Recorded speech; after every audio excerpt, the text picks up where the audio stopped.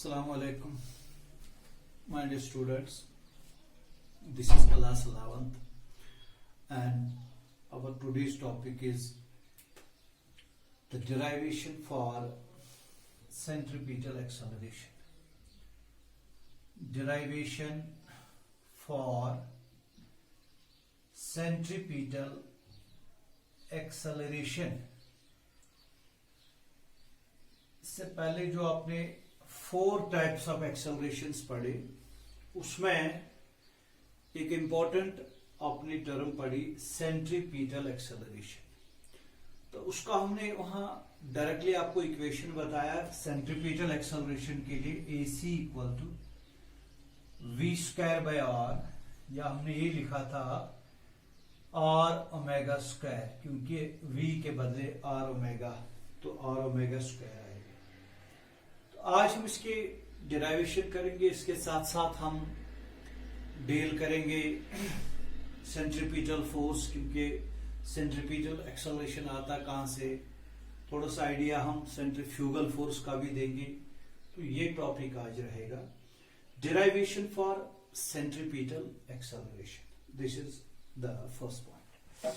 Now, in order to derive the equation, let us again consider the circle in which the body is revolving. एक circle जिसका radius हमने r लिया, centre O, तो इसी circle में इसकी circumference के अलोंग एक बॉडी घूम रही है। सो यहां इसकी जो वेलोसिटी है that is tangential velocity, here this is v and this is also v। Direction के हिसाब से इसका डायरेक्शन तो हर जगह बदलता है, तो मैंने इससे पहले भी आपको बताया direction is changing every point at every point. So at this very point, let us say the velocity is v1, and at this point it is v2, etc. v1 और v2 अगर मैं लिखूंगा mod of v1, it is equal to mod of v2, यानी speed हमने same लिया, speed same लिया, मतलब centripetal acceleration जो है, मतलब ये जो है सर्कुलर मोशन जो है वो यूनिफॉर्म सर्कुलर मोशन है, स्पीड कांस्टेंट, लेकिन डायरेक्शन बदल रहा है। इसका मतलब है अगर हम v1 लेंगे वेक्टर फॉर्म में, v2 लेंगे वेक्टर फॉर्म में, they are not equal. So because of the change in direction of the velocity of the body, because of the change in direction of velocity of the body in circular motion is having acceleration, and that acceleration which arises due to the change in direction of velocity of the body is called centripetal acceleration, is called centripetal acceleration. ये चीज हमने पहले से भी पढ़ा है, तो इसी की डेरिवेशन हम निकालेंगे। तो क्या करेंगे हम, लेट अस से the body goes from point P two point Q, P से Q तक इसने बॉडी ने अपनी पोजीशन बदल डाली, it goes from P to Q। तो यहां सेंटर पे इसने एक एंगल बनाया, स्मॉल एंगल हम लेंगे d थीटा, और यही एंगुलर डिस्प्लेसमेंट है, आपको पता है। तो यहां से जो आप देख रहे हैं P से Q तक, ये जो डिस्प्लेसमेंट है, ये जो आप देख रहे हैं arc, the displacement it is represented by ds। Small चीजें हम लेते हैं, ds, we are taking very small things. ds जब हम स्मॉल लेंगे, ये तो आर्क है, हम उसको स्ट्रेट लाइन कंसिडर कर सकते हैं। तो ये चीज है। अब देखो, अब मैं इसके बाद एक और चीज यहां ड्रा करता हूं। देखो यहां जो वेलोसिटी है, यहां velocity vector it is here से v2 जो मैंने यहां बनाया, तो यहां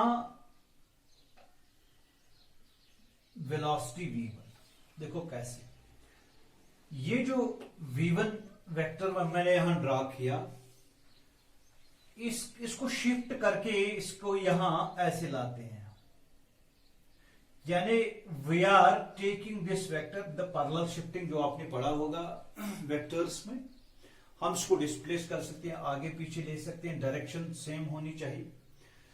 तो ये जो मतलब है, ये और ये यहां तो आपको दिखाई नहीं देते, यहां तो लगता ही नहीं है आपको, तो ये एक्चुअल में है, समझो कि यहां है ऐसे, यहां इस वेक्टर की मैं बात कर रहा हूं। Here it's having velocity v2। ये जो इसका टेल है इसको मैंने यहां लाया, तो ये जो यहां एंगल है, यहां r है, ये भी r है, जो ये r है, दो रेडियस वेक्टर्स के दरमियान जो एंगल है दैट इज डी थीटा, और यहां जो एंगल हम बनाएंगे वो भी डी थीटा होना चाहिए। आप कहेंगे कैसे? वेरी सिंपल, जो ये V1 है it is perpendicular to this R, और जो ये V2 है it is perpendicular to R, क्योंकि ये टेंजेंशियल वेक्टर है और ये हमेशा रेडियस वेक्टर को परपेंडिकुलर होता है।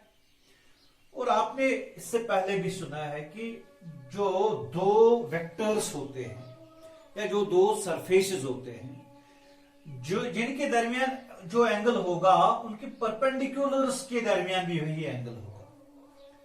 मतलब R and R, they are having they are making the angle d theta with each other. V1 is perpendicular to this R, OP. V2 is perpendicular to this R, that is OQ. ठीक, these two V1 and V2 should make the same angle, that is d theta, because R and R are making the angle d theta. यानी जो इन दो के vectors के दरमियान angle है d theta, वही इनके परपेंडिकुलर्स के दरमियान। अब देखो जो यहां से यहां एक दूसरा वेक्टर हम ये कंप्लीट करेंगे, it is say it is d theta, say it is dv, d theta नहीं dv। ठीक, अब देखो इसको हम, ये जो ट्रायंगल आप देख रहे हैं इसको ट्रायंगल ऑफ वेक्टर से हम देखेंगे। ये एक वेक्टर है, ये दूसरा वेक्टर है, so v1 plus dv it will be equal to v2। ठीक, ट्रायंगल ऑफ वेक्टर से। इसके बाद हम यहां से dv निकाल सकते हैं, it is v2 minus v1। ठीक है, v2 माइनस v1। अब आप देखिए, अब हम दो ट्रायंगल्स को कंसीडर करेंगे। एक यहां लिखे m l m n, एक l m n ट्रायंगल, दूसरा o p q। p q को हम स्ट्रेट लाइन मानेंगे, स्मॉल वैल्यू है d थीटा का। ये देखो यहां d थीटा है और यहां भी d थीटा, एंगल बराबर। ठीक, अब जब एंगल यहां बराबर है तो इसके बाद आप देखिए v1 और v2 बराबर है मैग्नीट्यूड में, साइड दो बराबर, मतलब ये एंगल और ये एंगल बराबर होगा। अब आप इसमें देख लीजिए, यहां R, तो इसका मतलब है इनके अपोजिट में एंगल, ये एंगल और ये एंगल बराबर होंगे। तो यहां भी ये, अगर ये फॉर एग्जांपल अगर ये 60 डिग्री होगा, ये 60 डिग्री होगा, तो बाकी बच्चे 180 में से 60 काट लीजिए तो 120 बन गया। 120 इक्वल हम डिस्ट्रीब्यूट करेंगे, दैट इज 60-60। तो यहां भी हमको इक्वल डिस्ट्रीब्यूट करना पड़ेगा, दैट इज अगेन 60-60। ठीक है, समझो कि ये 40 डिग्री है डी थीटा, यहां भी कितना आएगा 40 डिग्री। अब बाकी कितना बचा 180 में से, 180 माइनस 40 दैट इज 140।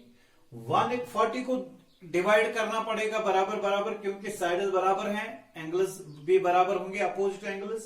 तो ये 70 और ये 70। अब इसमें भी 140 डिवाइड करना पड़ेगा, ये 70 और ये 70, मतलब ये जो वहां तीन एंगल्स है वो इन तीन एंगल्स के बराबर हैं दोनों ट्रायंगल्स की, तो ये ट्रिपल ए सिमिलैरिटी रूल के हिसाब से सिमिलर हो जाएंगे। तो मैं शॉर्ट में बोलूंगा triangle L M N similar with triangle O P Q. तो जब ट्रायंगल सिमिलर होते हैं, आपने सिमिलर ट्रायंगल्स चैप्टर पढ़ा होगा 10th में, डिटेल में वहां थ्योरम्स हैं। तो जब जो ट्रायंगल्स सिमिलर हैं तो उनके साइड्स प्रोपोर्शनल होते हैं।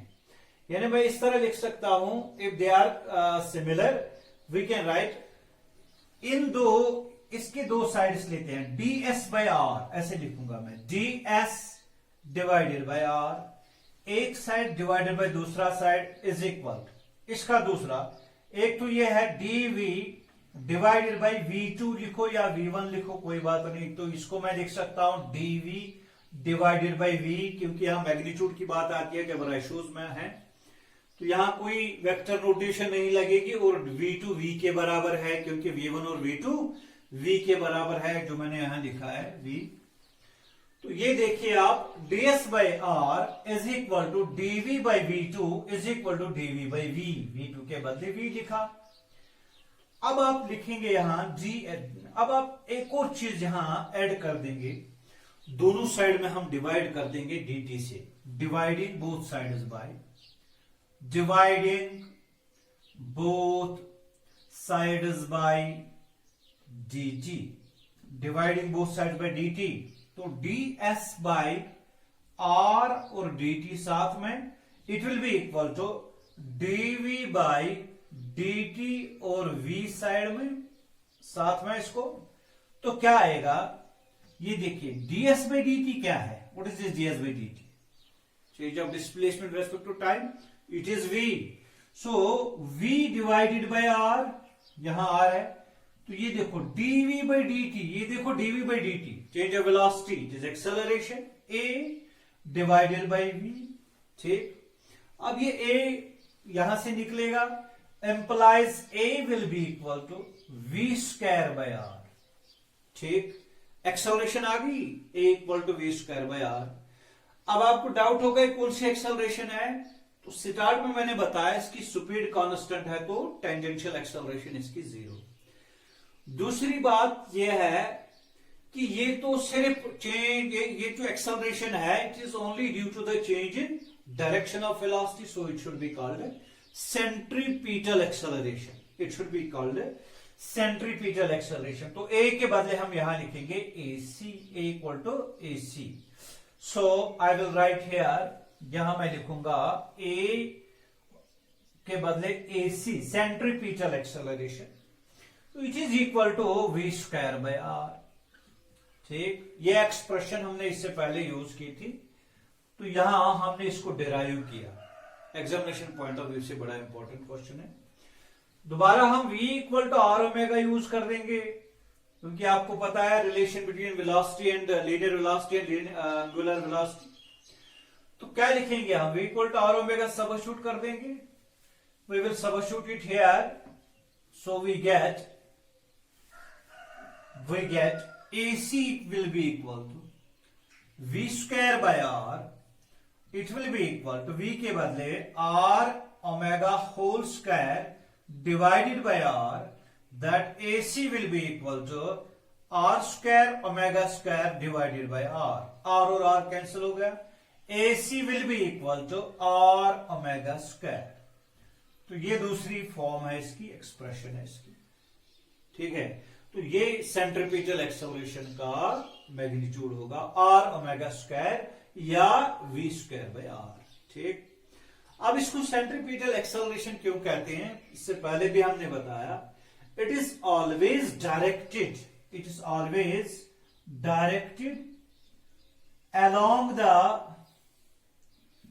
radius towards the center, towards the center, यानी जो सेंटर ऑफ सर्कल है जिसमें बॉडी रिवॉल्व कर रही है, घूम रही है, उसके सेंटर के टुवर्ड्स इसकी डायरेक्शन होगी। अब ये हम कैसे कहते हैं, क्योंकि इसमें से प्रूव भी नहीं आया कि ये टुवर्ड्स द सेंटर होगी। इसमें क्या लॉजिक है ये आपको याद रखना पड़ेगा। देखिए ये जो सेंट्रीपिटल एक्सेलरेशन है इसको हम क्यों लेते हैं, इसकी डायरेक्शन हम क्यों लेते हैं टुवर्ड्स द सेंटर या along the radius towards the centre. इसके लिए आपको ये देखना है कि जब इसमें एक्सेलरेशन आ गई, शॉर्टकट में बताऊंगा, जब इसमें बॉडी में एक्सेलरेशन आ गई थी तो एक्सेलरेशन किस चीज की वजह से आ गई, वेलोसिटी की डायरेक्शन की वजह से, वेलोसिटी के मैग्नीट्यूड की वजह से नहीं।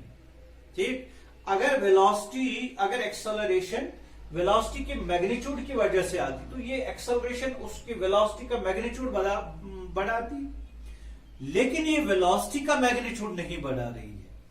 मतलब आप इस तरह समझो, ये एक वेक्टर है, से इट इज वी हियर, ये दूसरा है it is here, circular motion हो रही है। अगर हम इस एसी को कंपोनेंट्स में डिवाइड करेंगे, रिजोल्व करेंगे, देखिए इसके दो कंपोनेंट होंगे, एक तो एसी, यहां एसी कॉस 90 डिग्री होगा। क्यों? क्योंकि इन दो के दरमियान एंगल 90 डिग्री है।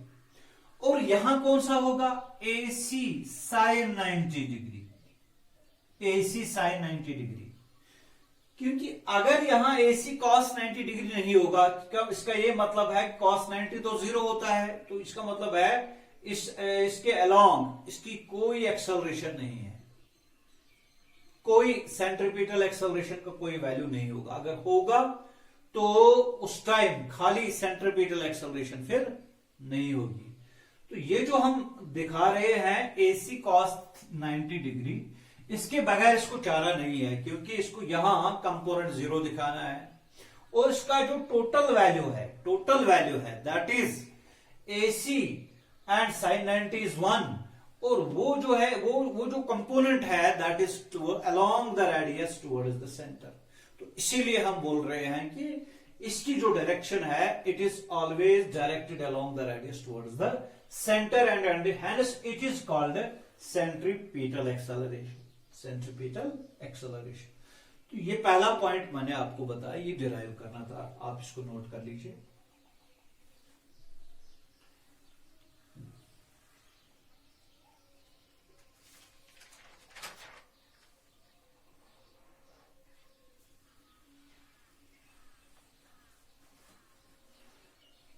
ठीक, देखो बेटे, ये तो हमको हो गया एक मेथड जो आपको बुक्स में भी मिलेगा। तो इसके अलावा एक और मेथड मैं आपको दिखा रहा हूं, तो वो भी आना चाहिए, ये मेथड भी आना चाहिए आपको। आपकी मर्जी, आप एग्जाम में कौन सा मेथड लिखेंगे, लेकिन ज्यादातर टीचर्स यही मेथड देखते हैं। देखिए, आप लिखो method number 2, very simple shortcut method, centripetal acceleration की derivation, v equal to r omega. ठीक है, v equal to r omega, यह आपने पढ़ा है। तो मैं इसको लिखूंगा v equal to r omega, तो मैं लिखूंगा इसको डिफरेंशिएशन कर दूंगा, differentiating both sides, so dv by dt will be equal to d by dt of r omega. ठीक है, ये तो पहले से हमको पता है, जब सर्कुलर मोशन है तो v equal to r omega valid है। तो अब यहां देखिए बेटा, जो ये ओमेगा है इट इज कांस्टेंट। कैसे आप बताएंगे, क्योंकि आपने बताया टेंजेंशियल कंपोनेंट तो नहीं है, यूनिफॉर्म सर्कुलर मोशन है, टेंजेंशियल एक्सेलरेशन तो नहीं है। जब टेंजेंशियल एक्सेलरेशन नहीं है तो आपको पता है at is equal to r alpha, तो अल्फा 0 होता है, जिसको कहते हैं एंगुलर एक्सेलरेशन। अल्फा 0 होने का मतलब है d omega by d t 0 है, तो इसका ये मतलब है omega equal to constant, omega equal to constant. Uniform circular motion में ओमेगा कांस्टेंट ही होता है, एंगुलर वेलोसिटी कांस्टेंट होता है। तो इसलिए क्या करेंगे हम, ये तो एक्सेलरेशन आएगा a dv by dt, it is because of change in direction of velocity which is centripetal, clear। यहां ओमेगा बाहर आएगा तो dr by dt, dr by dt, और dr by dt what is it? It is v. So it will be equal to omega into v. तो दोबारा हम v equal to r omega use कर देंगे. So it will be omega और v equal to r omega. तो ये centripetal acceleration आएगी r omega square. Equation आ गई. तो या यहां से हम v by r is equal to omega use कर देंगे. ये तो AC आ गया. एक फॉर्म इसकी मिल गई. दूसरा फॉर्म निकालते हैं. तो ये v by r equal to omega. तो यहां यूज कर देंगे तो AC किसके बराबर आएगा? आर v बाय आर का होल स्क्वायर. तो r v square by r square. R square cancel. तो क्या आएगा? v square by r. तो यहां मैं लिखूंगा AC will be equal to, एक तो आर ओमेगा स्क्वायर आ गया और AC equal to v square by r. तो इक्वेशन डिराइव हो गई. दो तरीकों से आपकी मर्जी, आप कौन सा तरीका यूज कर लो. तो ये मैंने आपको दिखाया मेथड सेकंड. तो नोट कर लीजिए. मैं रब अप करता हूं.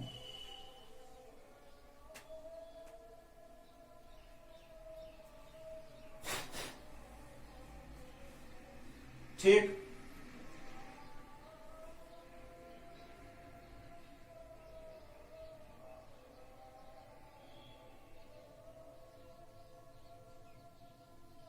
नोट किया.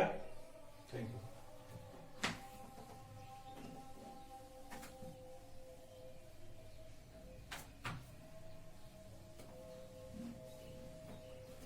Now again one more point इसमें ऐड कर देंगे. वो है सेंट्रीपिटल फोर्स. Centripetal force. देखिए हमने जो बताया कि सेंट्रीपिटल एक्सेलरेशन होती है एक बॉडी में जिसमें सर्कुलर मोशन है.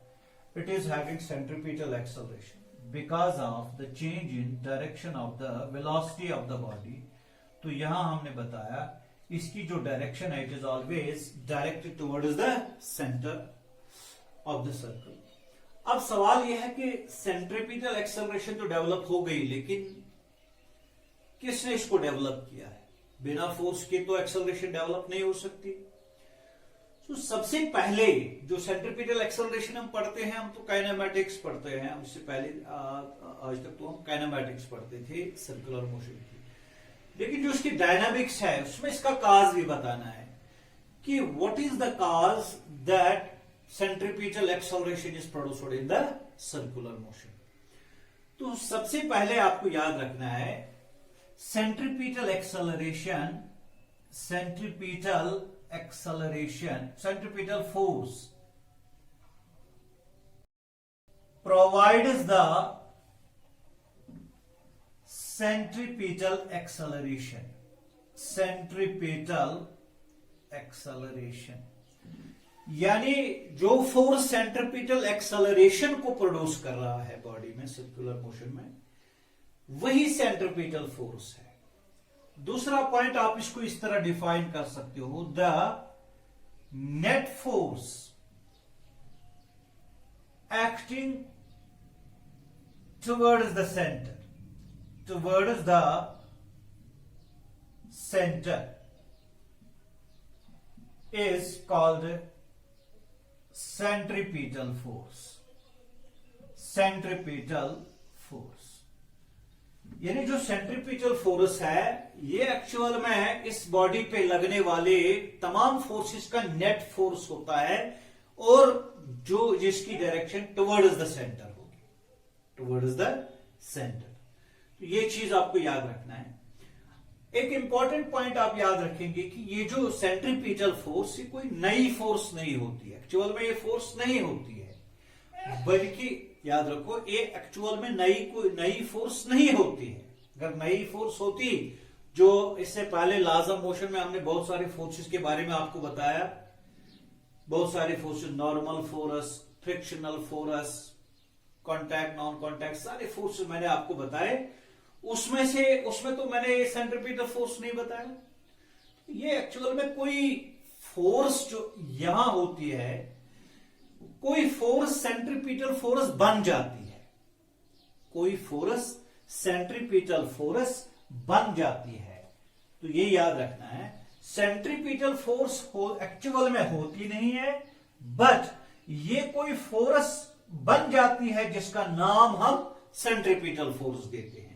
ये यानी जो नेट फोर्स होता है ना towards the centre of the circle, उसी का नाम सेंट्रीपिटल फोर्स होता है। कभी वो ग्रेविटेशनल फोर्स होगा, कभी वो टेंशन होगा, कभी वो इलेक्ट्रोस्टैटिक होगा। जैसा कि मैं एग्जांपल दे दूंगा, जैसे कि फॉर एग्जांपल हमने यहां एक स्टोन लिया, इसको एक रस्सी से बांधा और यहां हम इसको घूम रहे हैं, ऐसे ऐसे घूम कर चला रहे हैं, सर्कुलर मोशन इसको दे रहे हैं, तो इसका रेडियस आर है। तो बताइए अलोंग द स्ट्रिंग इस स्टोन पे, स्टोन यहां है, कौन सा फोर्स लगने वाला है? That is tension. So this tension it is acting towards the net force is acting towards the center, that is tension, and this tension acts as the centripetal force. ठीक है, it provides the circular motion to the body, to the stone. So this T will be equal to force mass times centripetal acceleration, that is m into v square by r. Tension. इसी तरह आपने सुना होगा gravitational force के बारे में, this is sun and this is earth, earth is revolving around the sun, and जो ये अर्थ जो है इसको सन अट्रैक्ट कर रहा है by the gravitational force, by the gravitational force. So there is a gravitational force between sun and earth, that gravitational force is written as Fg equal to G capital M small m divided by r square. This gravitational force, ये जो gravitational force है, यही बन जाती है अर्थ के लिए centripetal force. तो सेंट्रीपिटल फोर्स हमने कहीं फ्री बॉडी डायग्राम में कोई नया फोर्स नहीं दिखाया, यहां हमने खाली क्या दिखाया? Gravitational force. और ये ग्रेविटेशनल फोर्स क्या बन जाता है? Centripetal force. तो मैं लिख सकता हूं Fg equal to Fc centripetal force, और I should write in this case Fg equal to Fc centripetal force implies G capital M small m divided by r square. It should be equal to mv square by r, where mv square by r centripetal force, mv square by r capital R. इसी तरह एक और है, electron की मैं example दे रहा हूं। Electron is revolving around the nucleus in circular orbits, Bohr's model लेते हैं। तो इसमें रेडियस r है ऑर्बिट का, तो ये जो न्यूक्लियस है ये इलेक्ट्रॉन को अट्रैक्ट कर रहा है बाय द इलेक्ट्रोस्टैटिक फोर्स और इलेक्ट्रोमैग्नेटिक फोर्स बोलो। So it is F electrostatic, it is K Q1 Q2 divided by r square. Q1 क्या है? Q1 क्या है? वो न्यूक्लियस का चार्ज है, Q2 क्या? इलेक्ट्रॉन का charge. So it is K Q1 is Ze into E divided by r square, electrostatic force. और यही इलेक्ट्रोस्टैटिक फोर्स इलेक्ट्रॉन को प्रोवाइड कर रहा है सेंट्रीपिटल फोर्स, या मैं ये कह सकता हूं यही सेंट्रीपिटल फोर्स बन जाती है, which is acting along this radius towards the centre. So kZe square divided by r square, it is equal to mv square by r। तो hope you have understood it कि actual में centripetal force कोई नया नहीं है, बल्कि जो net force होता है टुवर्ड्स द सेंटर, उसी का नाम हम देते हैं सेंट्रीपिटल फोर्स, सेंट्रीपिटल फोर्स। ठीक है, सेंट्रीपिटल फोर्स। देखिए एक और एग्जांपल मैं लेता हूं, ये आप नोट कर लीजिए। जैसा कि आपने सुना होगा, एक सर्कस में एक गेम हो रही है, उसका जो है डेथ वेल, आपने सुना होगा डेथ वेल। ऐसे ना वो सर्कस में वो बाइकर्स ऐसे घूम रहे हैं, ऐसे वेल में जा इधर ऐसे, तो वो बाइकर्स ऐसे घूम रहे हैं, ऐसे घूम रहे हैं, वो गिरते नहीं है। तो क्या उसके पीछे क्या चीज है? तो ये हम यहाँ सर्कुलर मोशन में दिखा रहे हैं, यानी कि ये जो बाइकर्स हैं ये इस तरह घूम रहे हैं ऐसे। ठीक, समझो कि यहां इस वॉल पे हम इसको देख रहे हैं, तो क्या इसमें क्या चीज है, तो ये अंदर से, ये जो इसका सेंटर है, अंदर से इसको, यानी जो ये रेडियस है ऐसे, तो ये इसके साथ है, अंदर से इसको नॉर्मल फोर्स डेवलप हो रहा है, नॉर्मल फोर्स, क्योंकि कांटेक्ट है इस सरफेस और बाइक के दरमियान कांटेक्ट है, तो क्या कहते हैं, नॉर्मल फोर्स आना चाहिए। दूसरी बात, ये इसका नीचे वेट mg एक्ट हो रहा है, mg। अब सवाल है कि अगर वेट इसका नीचे डाउनवर्ड एक्ट, तो ये नीचे गिर क्यों नहीं रहा है, ये इसमें गिर क्यों नहीं रहा है, तो यही इसमें देखना है कि जब इसकी टेंडेंसी नीचे गिरने की हो तो एक फोर्स आता है जो इसको गिराने से बचाता है, और वो फोर्स कौन है, जो अपोज करता है मोशन को या टेंडेंसी ऑफ मोशन को, क्योंकि इसमें टेंडेंसी ऑफ मोशन नीचे गिरने को है, वो उसके ऊपर, वो तो क्या है, फ्रिक्शनल फोर्स, और वो फ्रिक्शनल फोर्स जो है F, मैं यहां दिखाऊंगा, और वो फ्रिक्शनल फोर्स जो है F limiting, maximum frictional force लगना चाहिए। तो अगर आप देखेंगे F limiting it will be equal to mu into n, याद है आपको, यहां म्यू एस भी लिखते हैं, म्यू के भी लिखते हैं, जनरल में म्यू हम लिखते हैं, जो जब मैंने बताया कि म्यू और म्यू एस और म्यू के बराबर लेते हैं, कभी एक्चुअल में बराबर नहीं होते। F limit maximum value of the friction, it which is called a limiting friction, it is equal to mu into n, ठीक है, वेयर n इज नॉर्मल फोर्स। अब ये जो n है, ये तो लग रहा है टुवर्ड्स द सेंटर, ये तो नेट फोर्स लग रहा है टुवर्ड्स द सेंटर, और इसका क्या मतलब है, net force towards the centre लगने वाला, यही होगा सेंट्रीपिटल फोर्स, यही होगा centripetal force. So n will be equal to mv square by r, ये पॉइंट मुझे बताना था आपको यहां। तो ये देखो mv स्क्वायर बाय r, तो F लिमिटिंग कितना आएगा, it will be equal to mu mv square by r, ठीक। और जब ये लिमिटिंग फ्रिक्शन, जब ये बड़ा होगा, जब तक ये बड़ा होगा इससे, mg से, तब ये गिरेगा नहीं, तो मिनिमम वैल्यू इसका आना चाहिए, F जो है कम से कम जो इसका वैल्यू आना चाहिए वो तो इसके बराबर आना चाहिए। दूसरी बात यह है कि वो से ये इससे बड़ा होना चाहिए, so I will write it here, F limiting should be greater और equal to mg, F limiting बराबर mu mv square by r greater और इक्वल टू mg, m और m कैंसिल हो गया, तो mu v square by r greater और equal to g, तो v square will be greater और equal to g r divided by mu, और v will be greater और equal to under root of g r by mu.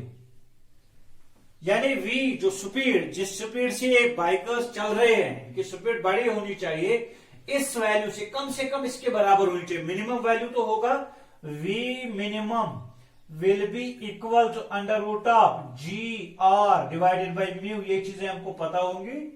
So minimum value जिससे ये bikers घूम रहे हैं वो इससे निकालेंगे, और इनकी जो स्पीड है वो उससे ज्यादा ही होनी चाहिए, क्योंकि यहां ग्रेटर और इक्वल तो आया है, तो इसलिए ये स्पीड को बड़ी तेजी से बाइक को चला रहे हैं, तो इसलिए ताकि ये गिरने से बच जाए। तो ये हमने एक्सप्लेन किया on the basis of circular motion, आप इसको नोट कर लीजिए।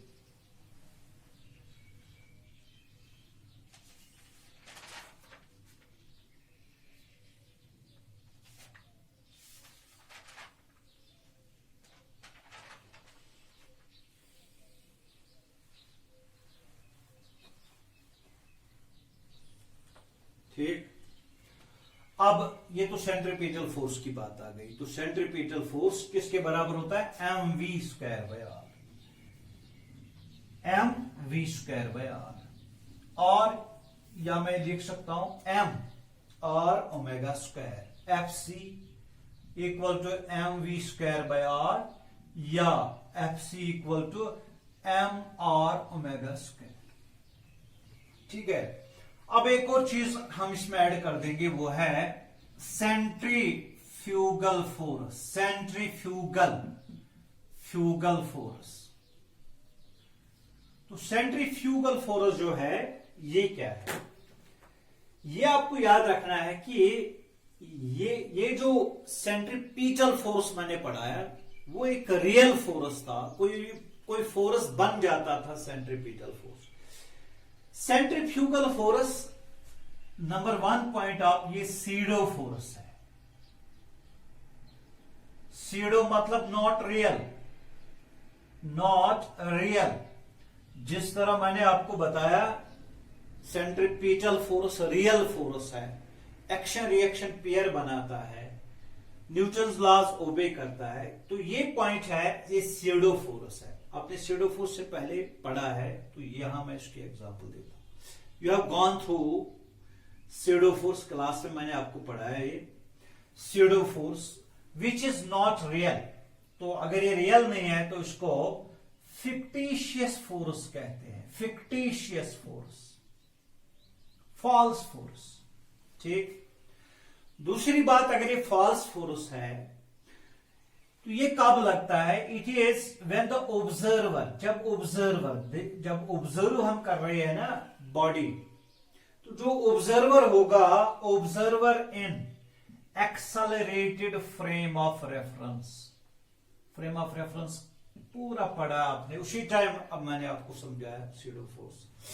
Observer in accelerated frame of reference, ऐसे मतलब सर्कुलर मोशन है, किसी बॉडी की सर्कुलर मोशन है, तो जब हम किसी बॉडी को, उस बॉडी को उसी सर्कल में ऑब्जर्व करेंगे, क्योंकि ऑब्जर्वर सर्कुलर मोशन में है, तो ये जो सर्कल है ये एक्सेलरेटेड मोशन है। In the circle we are having accelerated motion and that will become the accelerated frame of reference. तो जब observer accelerated frame of reference में हो, उस टाइम एक एडिशनल फोर्स लगेगा besides real forces, one more force, that is pseudo force. ठीक है। Observer जब accelerated frame of reference, accelerated या non inertial frame of reference आपने पढ़ा है।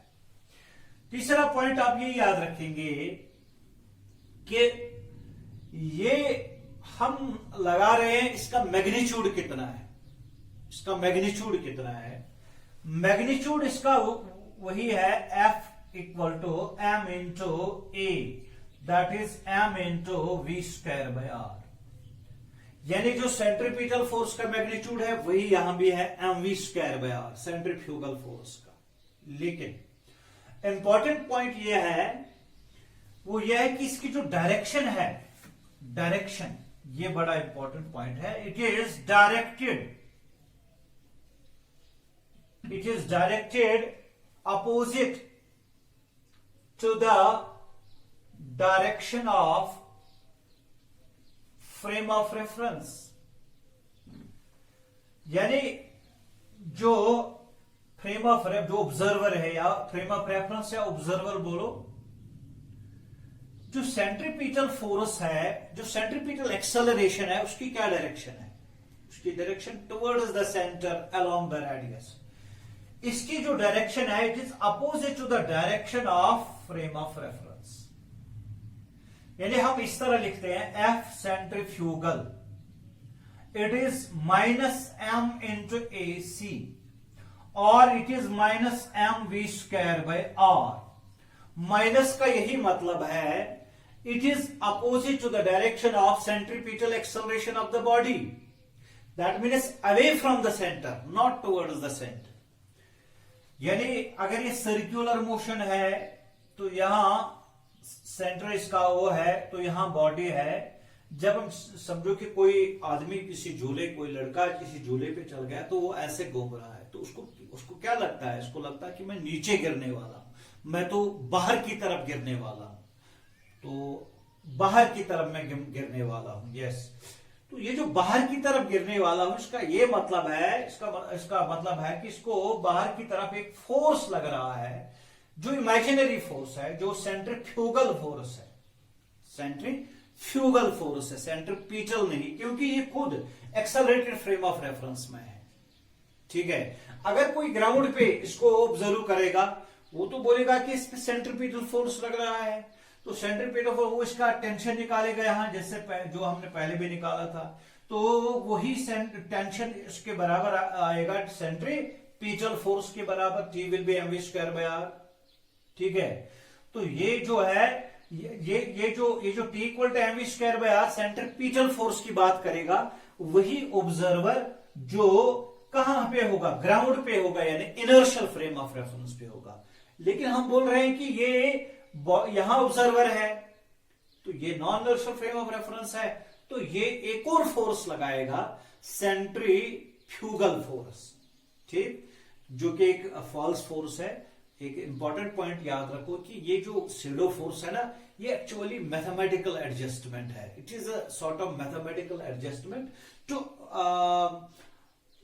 to make the Newton's laws of motion applicable in the non-inertial frame of reference। यानी जो accelerated frame of reference है, जो Newton's laws of motion है, वो तो frame dependent है, तो उनको यहां valid banana, accelerated frame of reference में वैलिड बनाना, हम एक जुगाड़ करते हैं, मैथमेटिकल जुगाड़ जिसको हम कहते हैं, मैथमेटिकल एडजस्टमेंट जिसको हम अंग्रेजी में कहते हैं, वही मैथमेटिकल एडजस्टमेंट यहां सेंट्रीफ्यूगल फोर्स की सूरत में आता है।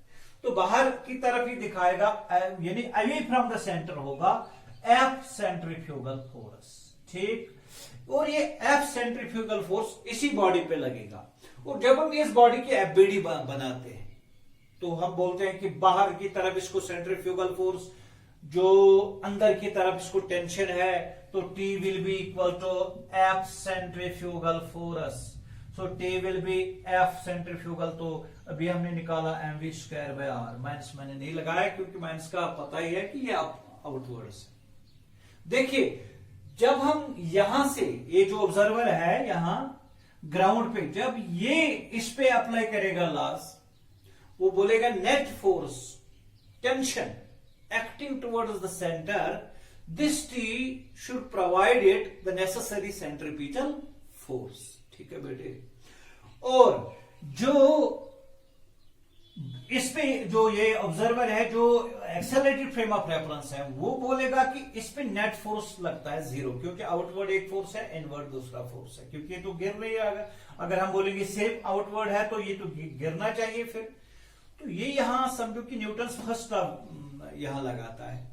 न्यूटन्स फर्स्ट लॉ में नेट फोर्स 0 आना चाहिए, तो दैट मीन्स आउटवर्ड और इनवर्ड बराबर होना चाहिए, तो वही हमने बताया। ये जो ऑब्जर्वर है ग्राउंड पे है, ये भी इस पे न्यूटन्स लॉ अप्लाई कर देगा, न्यूटन सेकंड लॉ अप्लाई कर देगा। वो बोलेगा, वो तो इसकी बात नहीं करेगा, क्योंकि ये जो ऑब्जर्वर है इनर्शियल फ्रेम ऑफ रेफरेंस, ये तो डिटेक्ट करता है real forces, only real forces. तो यहां ये वो बताएगा कि इसमें नेट फोर्स जो टेंशन है वो तो टुवर्ड्स द सेंटर लग रहा है, और वही इसको सेंट्रीपिटल फोर्स के बराबर। वो बोलेगा T equal to mass times acceleration. ये बोलेगा net force is equal to 0, जब जो यहां ऑब्जर्वर होगा, तो उस हिसाब से ये इक्वेशन आनी चाहिए, और इस हिसाब से ये इक्वेशन आनी चाहिए, वो भी mv स्क्वायर बाय r। देखो एक ही बात है, ठीक, एक ही बात है, समझ में आ गया। तो ये सेंट्रीफ्यूगल फोर्स एक स्यूडो फोर्स है, मैथमेटिकल जुगाड़ है, न्यूटन्स लॉज को वैलिड बनाने के लिए। इसका मैग्नीट्यूड बराबर होता है mv square by r, direction is against the direction of the centripetal acceleration. Last में मैं एक पॉइंट आपको यहां ऐड कर दूंगा, लास्ट वाला पॉइंट बताऊंगा। आपने सुना होगा, देखो ये सर्कल, एक कार इस पे घूम रही है, कर्व क्रॉस कर रही है, तो ये कर्व यानी कि मतलब एक कार है, लेवल रोड पे चल रही है, कार ऑन लेवल रोड। तो जो ये कार चल रही है, देखिए, तो यहां इसके टायर्स में दिखा रहा हूं, कार ऐसे ऐसे, वैसे तो हम फिजिक्स में हर एक चीज को पॉइंट मास बनाते हैं, फिर भी मैंने आपको आपके लिए दिखाया। चलो, ये इस स्पीड से चल रही है ऐसे, ठीक। तो जब एक्चुअल में जब टायर ऐसे घूम रहे हैं, ऐसे घूम रहे हैं ऐसे, तो ये अपने मतलब टायर जो ये तो अर्थ पे पीछे की तरफ फोर्स अप्लाई कर रहे हैं। तो ये जो पीछे की तरफ फोर्स लगने वाला है, तो जो इसका मतलब है जो पीछे के जो इस तरह ऐसे घूम रही है, उसकी टेंडेंसी ऑफ रोटेटिंग मोशन जो है, ऐसे जो मोशन है, तो ये फ्रिक्शन जो है, फ्रिक्शन इसको आगे ले जाएगा, फ्रिक्शन इसको आगे लगेगा, फ्रिक्शन इसको धक्का देती है आगे से। इसी को नहीं, हमको भी जब हम चल रहे हैं, हम तो दबा रहे हैं पीछे, फोर्स अर्थ पे हम अपने पैर दबा रहे हैं, तो फोर्स अप्लाई कर रहे हैं, तो इसका मतलब है हम पीछे की तरफ इसको मतलब धक्का दे रहे हैं, और फ्रिक्शन हमको आगे की तरफ धकेल रहा है, तो हम आगे चलने में मदद इससे मिलती है। तो same happens here, actually it is the friction which makes the car move from one point to another. बाकी चीजें में फ्यूल वेल वो तो होना ही चाहिए, लेकिन जो मैकेनिक्स है इसके पीछे वो ये कि फ्रिक्शन इसको आगे चलाती है। तो यही बात मैं यहां बताऊंगा, फ्रिक्शन इसको आगे चलाएगी। तो ये V है, तो देखो ये है, तो ये इसका सर्कल जो है, ये जो इसको सर्कल क्रॉस करना है, इसको समझो कि इसको it has to negotiate the curve. तुम्हें देखना है कि कभी नेगोशिएट करेगा सेफली, कितनी स्पीड होनी चाहिए। तो ये चीजें आप पहले, सबसे पहले ये सेंटर है, तो देखिए इस पे हम देखेंगे कितना फोर्स लगेगा, फोर्स कितना लगेगा। तो नीचे इसका लगेगा mg, वर्टिकली देखिए आप, नीचे mg, और नीचे mg और ऊपर क्या लगेगा, नॉर्मल फोर्स। ठीक है, नीचे mg और नॉर्मल फोर्स। ये पॉइंट आप मैं दोबारा बताऊंगा। ठीक, हाँ, यहां mg और नॉर्मल फोर्स। दूसरी बात, यहां लगना चाहिए, टुवर्ड्स द सेंटर लगना चाहिए। कौन सा फोर्स? सेंट्रीपिटल फोर्स, क्योंकि सेंट्रीपिटल फोर्स की वजह से ये सर्कुलर मोशन दिखाएगा। ठीक, और इस सेंट्रीपिटल फोर्स को कौन इसको प्रोवाइड कर रहा है? और वो वही फ्रिक्शनल फोर्स इसको सेंट्रीपिटल फोर्स प्रोवाइड कर रहा है। तो यानी अगर हम ऑब्जर्वर यहां रखेंगे तो हमको लगाना पड़ेगा centripetal force, that is Fc, it is mv square by r, mv square by r, Fc equal to mv square by r। और ये फ्रिक्शनल फोर्स जो है, frictional force F limiting maximum value, वो तो या तो इसके बराबर होना चाहिए सेंट्रीपिटल फोर्स की, या तो उससे ज्यादा होना चाहिए।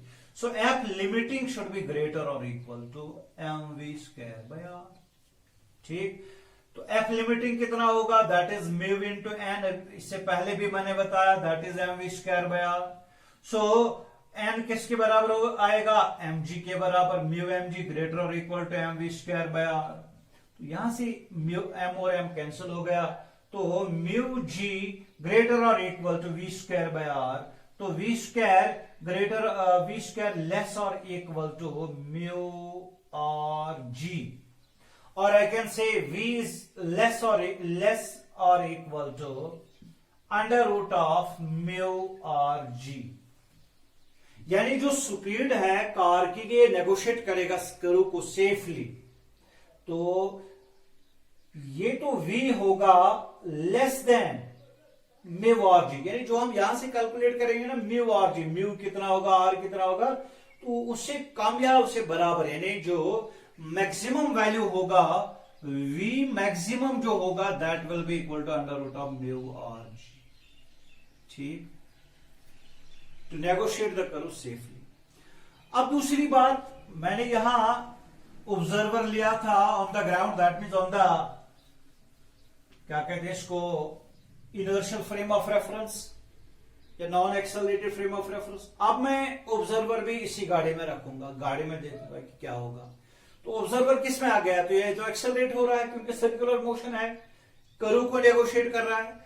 तो इसमें क्या दिखा, क्या बताएंगे हम बताएंगे कि ऑब्जर्वर किस में आ गया, किसमें आ गया, ऑब्जर्वर एक्सेलरेटेड फ्रेम में आ गया। तो एक्सेलरेटेड फ्रेम में आ गया तो कौन सा फोर्स अप्लाई कर देगा, सेंट्रीफ्यूगल फोर्स। कौन सा, वो ये नहीं बताएगा किसी के towards the centre, he will say कि इसको बाहर ऐसे ऐसे ऐसे, यानी कि इसको लगेगा कि जो इसमें बैठने वाला है, ऑब्जर्वर है, उसको लगेगा कि मैं बाहर की तरफ जा रहा हूं। तो जो बाहर की तरफ जाने का ये मतलब है कि उस पे सेंट्रीफ्यूगल फोर्स लग रहा है। तो एफ सेंट्रीफ्यूगल फोर्स कितना होगा, मैंने बताया it is again m into v square by r, इसके अपोजिट में m we square by r, ये सेंट्रीफ्यूगल फोर्स लगा है।